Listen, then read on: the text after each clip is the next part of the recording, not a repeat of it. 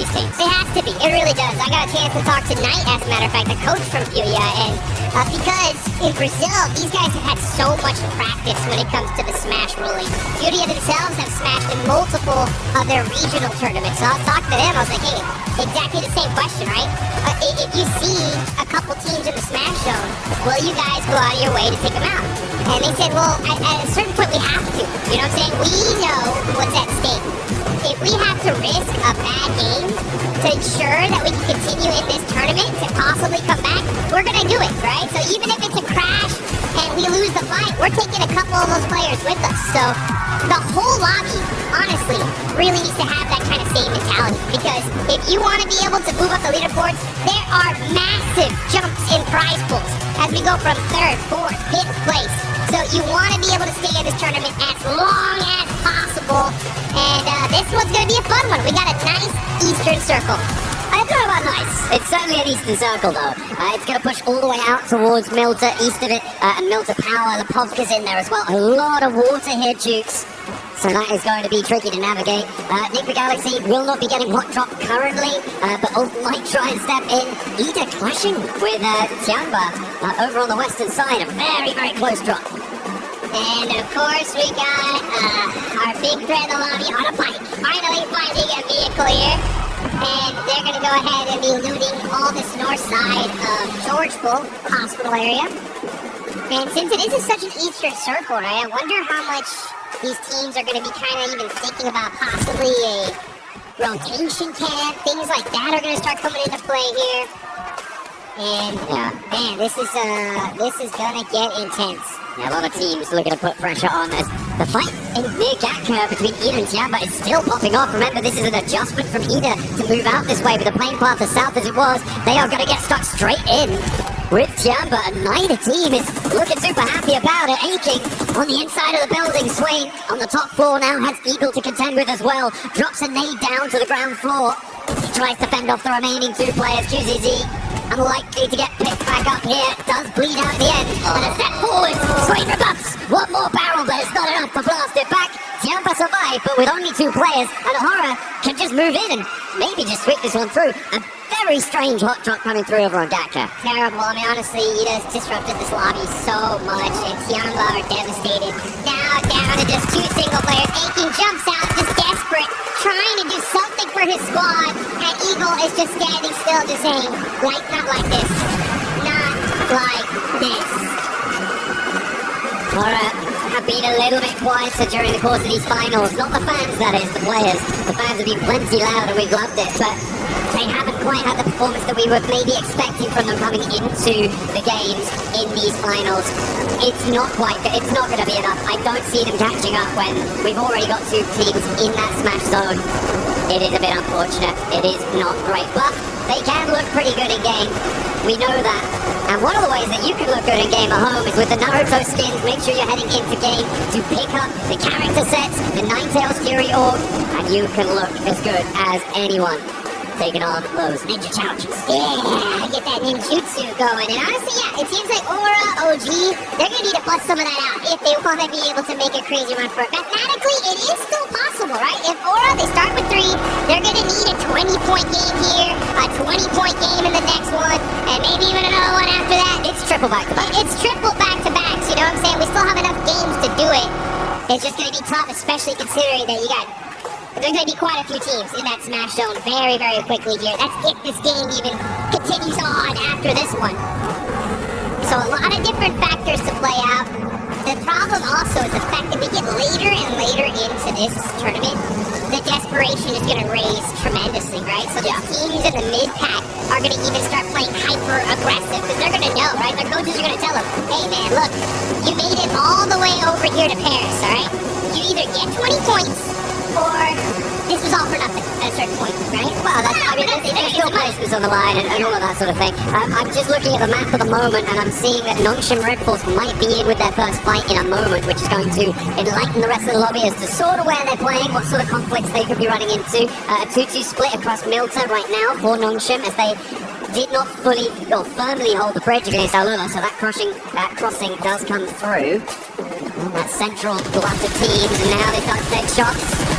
HORAA in the hovercraft have plenty of armor to rebuff the first volley, but there's more still being flung down range, and it's going to have to divert them all on the long road. They find the knock, and there's the flash. Knocks a red force, extract the first point. Wow, okay, so they end up getting a point on that. Pretty wild. And HORAA are in this next circle, down a player. The thing is, though, if any team nearby happen to hear those shots, they know where Nongshim Red Force is now. So that is going to be a factor, but they are in a really good spot for this circle for now. I mean, teams should be aware, right, of where they're playing based on the fact that it was HORAA that they knocked, and Nongshim Red Force generally going to be in this sort of location. They'll know that HORAA are coming up from Novo.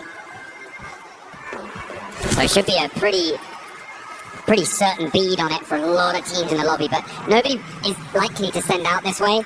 Maybe HORAA could try and crash into it and cause some problems. Vitality are actually holding the west bridge, which is interesting, over on that very pier side of things. So if HORAA decide, you know what, we're not going to go over to that east side, we're going to try and break west, Vitality is still lying in wait for it, which I'm not too sure about. I'm not sure if I like that. Yeah, it's going to be tough here as you got some pretty wild rotations here. Speaking of wild rotations, we got Nick the Galaxy rocking their 2-2 split. The same again. Same again. You know, I actually talked to Ralph a little earlier this morning. Asked him, like, hey, are you going to continue to do it? They're like, yeah, you know, it's worked for us in the past. We're going to try it out. We've noticed that on the west side, had a little bit of a luck with some pretty crazy pushes. But we're going to give it our shot here to see if it pays off for them. I mean, they did win the chicken dinner from a circle similar to this, on a rotation similar to this. Obviously, it was a different lobby, it was a different time, we were different people, Jukes. We were so much younger. We've grown so much. Yeah, exactly. We've come so far. But they're going to look for that regroup at some point. Getting through for that regroup is really the difficult part that we've seen for Nick the Galaxy on this regroup rotation. Getting through the Glove team right now, I'm not too sure how that's going to work. They may have to go on the boat, maybe head up all the way north of the Bogner and go all the way around. That would be, I mean, maybe not sensible, but possible, certainly. It's difficult, and they are going to get on the road right now to see what they can find. HORAA are also starting their move in from South George. As we can see, we're on board of them, just passing the north side of school to head towards the centre of this circle that set us up on that Milter Hill near prison and mansion. Rotations are coming. As we are zooming in to Erangel, what kind of circle are we going to get here? Alright, just beautiful center up. Very typical. A lot of these teams were expecting this, and they got it. Now you see they have a Galaxy, right? They're going to be on both sides of this circle. It's going to be very difficult for them to get to their teammates here, so we'll see how this pays off. But we still got some teams still trying to get in this zone. HORAA pushing it super late because they land over there in North George. HORAA still in Severny. And you got Vitality going on the other bridge here. So they're going to be super late in the circle as well. Yeah, Vitality's still on the west bridge. I don't like it. I think this is way too long. You're overcommitting. No one's turned up. Not too sure what the game plan was there for Vitality. It's not the same team we saw from their stages, so unfortunate. It's the same thing we saw in PMGO too. Yeah, it's a big drop-off, which I'm sad to see. The Galaxy, they get their back duo caught up in a regroup, and this is exactly what I was worried about. It's only going to be Lord, his vehicle's on fire, and he goes down because he hops out. As it's on fire, they lose their back too. I guess, yeah, Ralph, keep doing that. See how that works out for you. Yeah, I saw his player cam, and I could see he said, what the heck? You know, what happened? How is this? Why are there players here in the middle of the circle? That's crazy. That's super unfortunate. The 2-2 split, man. I mean, losing players like that is so rough. We'll see how it all continues on, though. That's if we have another match after this, because Nongshim Red Force are on the south side of Delta, full squad, looking dangerous. On the other end, you got the other titans of the lobby, HORAA, holding down the north side. So both these teams able to secure position as a full 4-man team. A vice grip on the circle right now. And our teams will look to try and slip that. This is a replay on Lord getting knocked. You can see he drove up. It was actually the hop out that got him. He'd already taken enough damage and hadn't slowed down enough. He hopped out of the vehicle, kept that momentum, and it was the full. He hit that ground a little bit too fast. The ankles. Just rolled the ankle, man. Rolled the ankle. And now Coops is starting to have to do it all on their loans. And it's It's a bad time. It's a bad time. I feel like it may have worked before. Teams maybe weren't necessarily expecting something like that. They weren't looking for a duo to be rotating in such an early fashion, especially because they know, oh, well, these players have lost, so it should be a full forefront for there. But there's been enough games now when Enigma Galaxy have done this that teams should be like, oh yeah, that's what they do. Let's just clamp down on that. You know, it's one of those strategies that I don't know whether to be. It's just one of those strats that's just like, okay, it's different. You know what I'm saying? We don't see one of those bad ones. Yeah, I've heard of those. It's bad when it doesn't work, right? That's the thing. Is like, if it does, it's like, wow, maybe more teams should try this out. But after that, it's like, I think we just stay together. You know what I'm saying? It's just unfortunate, especially considering that they're in 5th place, man. If they would have got a 20-point game here, boom, they would have been in that smash zone. Let's see where this next circle goes, though. And things are going to start heating up because we get a nice center up. Arena are going to be over there in La Paz, so they're going to have to fight their way into this next circle. But like you mentioned, it is a vice script right now. North and southern side is where the big threats lie. In the middle of the map, though, you got S2G, you got Enigma Galaxy as that duo. Big head forward, right? It is what it is. They got Team Flash on that ridgeline, too. That is a very, very strong spot. They can be able to hold a lot of real estate there.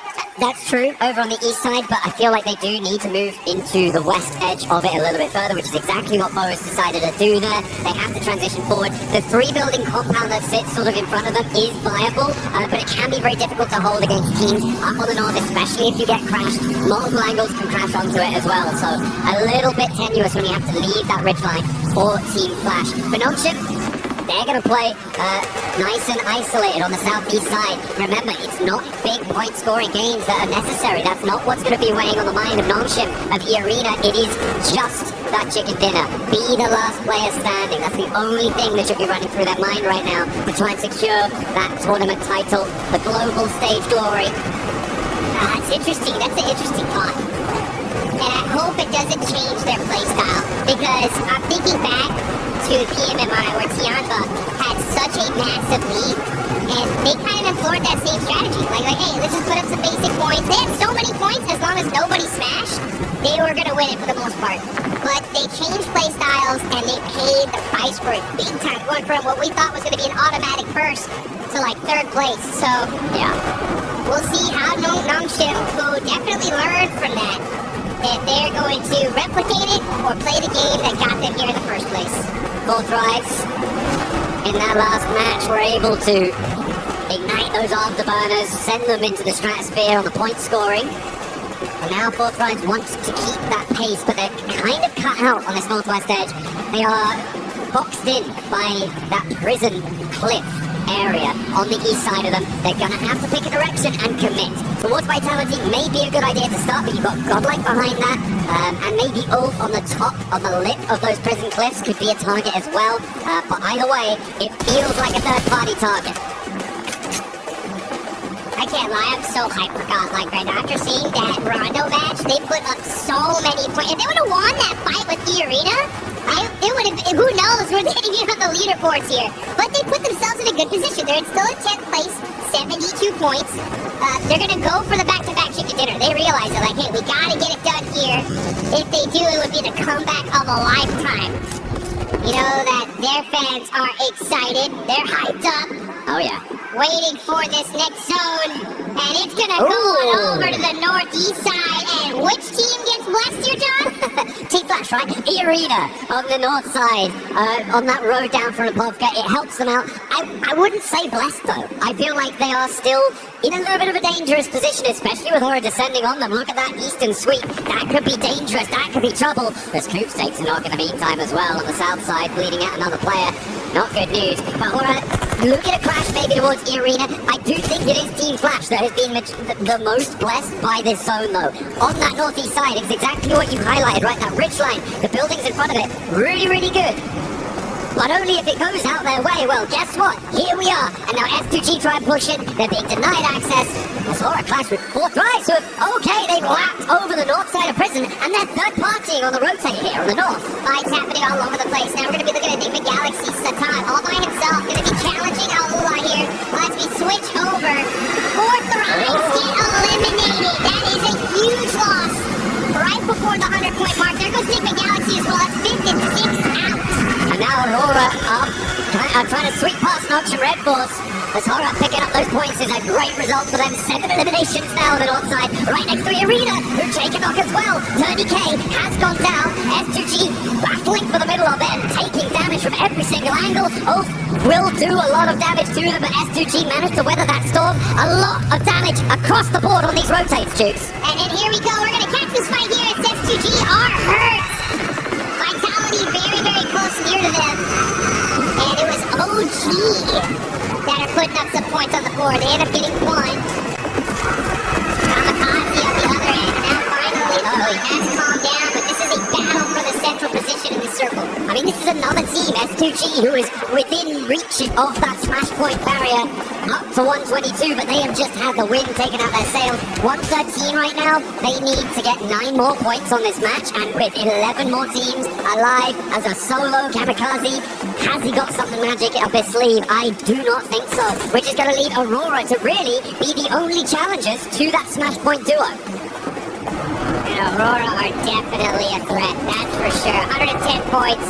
12 is super easy for them to get in this kind of position. They're gonna have to fight their way through it though. TS Power getting a knock from Godlike. They're down to 2 players, and that is WizGod gonna get that confirmation onto Power. Only 1 player up left for Godlike. Oh, the arena did manage to just roll over the ridgeline there on the shoreline. The moment's been spotted. Okay, Sky is still going. And the arena not safe yet, not out of the woods. As Godlike and Orangutan still continue to clash. Up the stairs, Godlike. Look for it, but the drop down is caught. And there's the crash. You want to take one down and the arena fall. Only one team can stop it all now.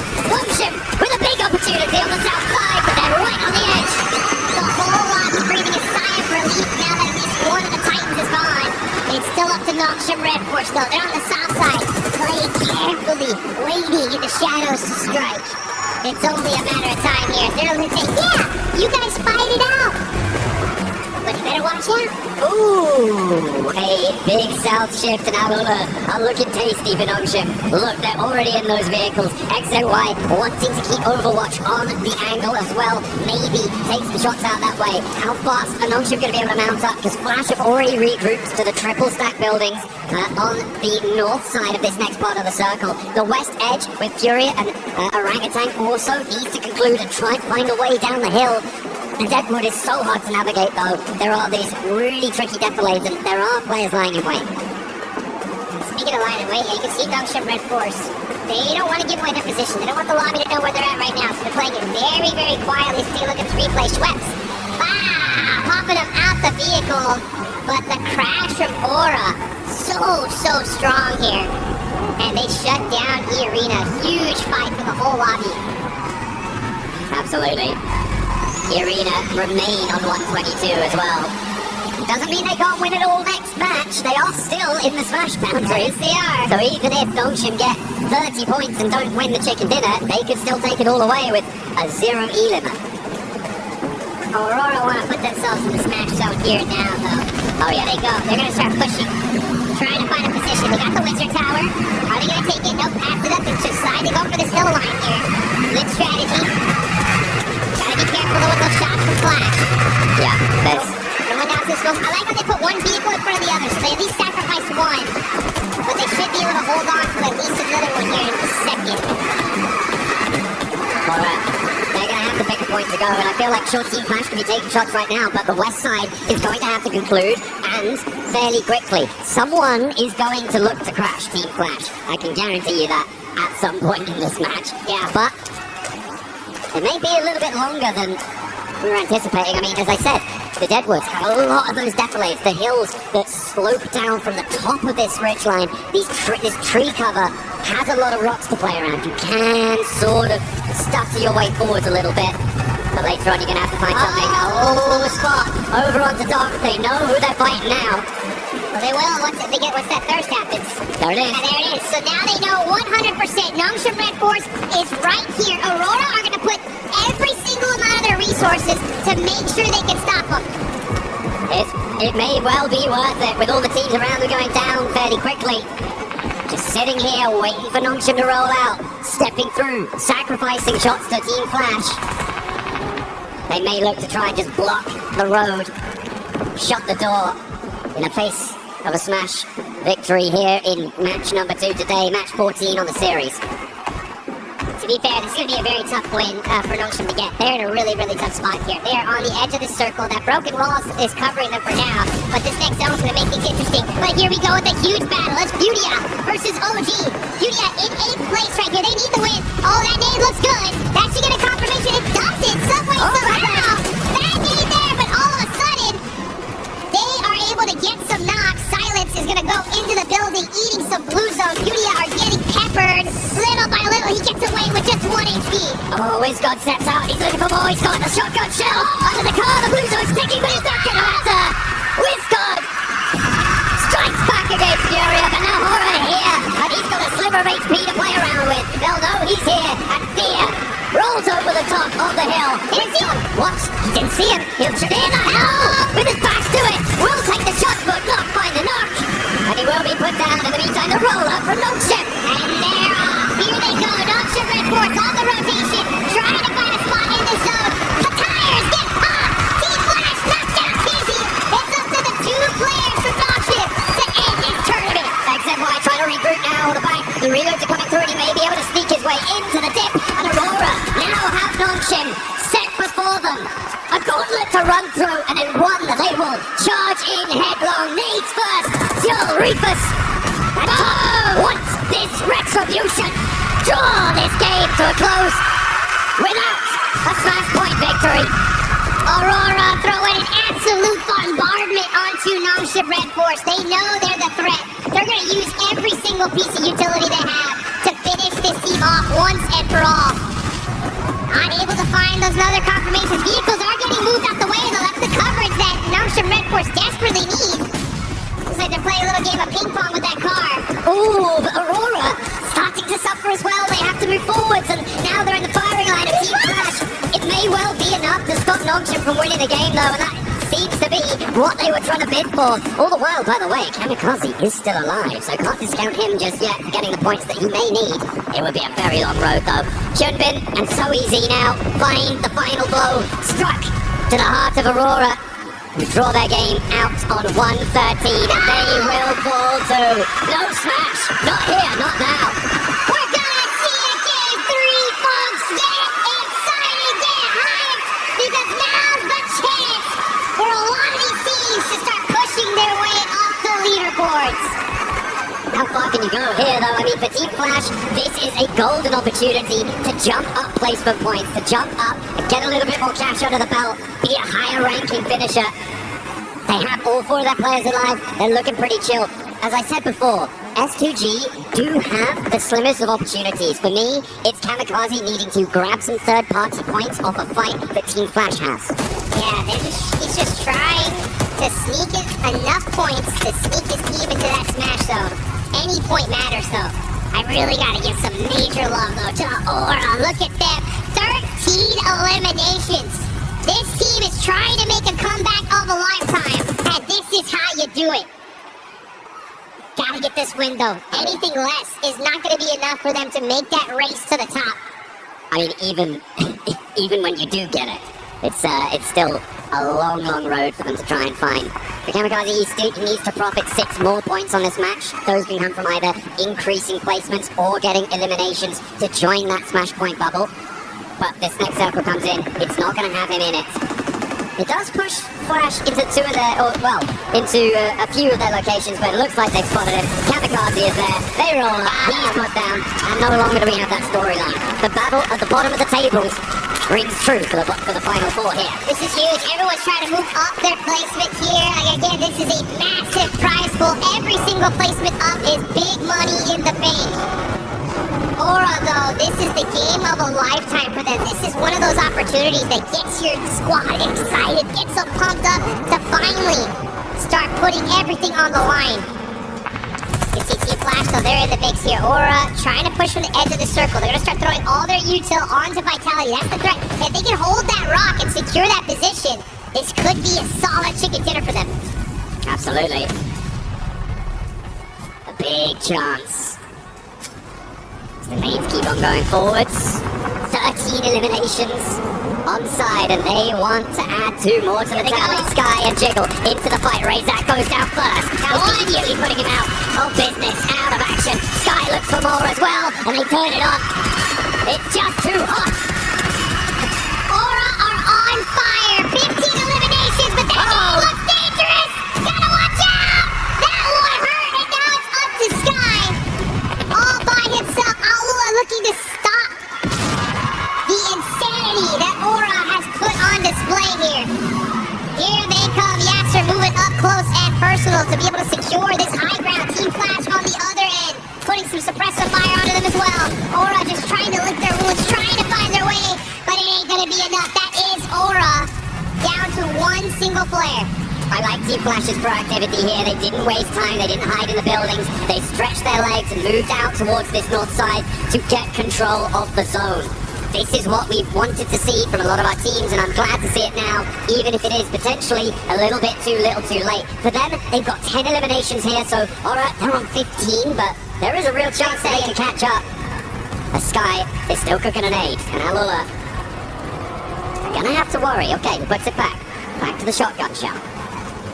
He's not moving a muscle here, and I don't think Alula realizes that he's even still there. They have to know there could be a threat in this area. But Quick is just hopping in the vehicle to get a little bit of extra third-person perspective and get some sidelines. Plus, he's probably there. He has no idea. They have no idea he's there.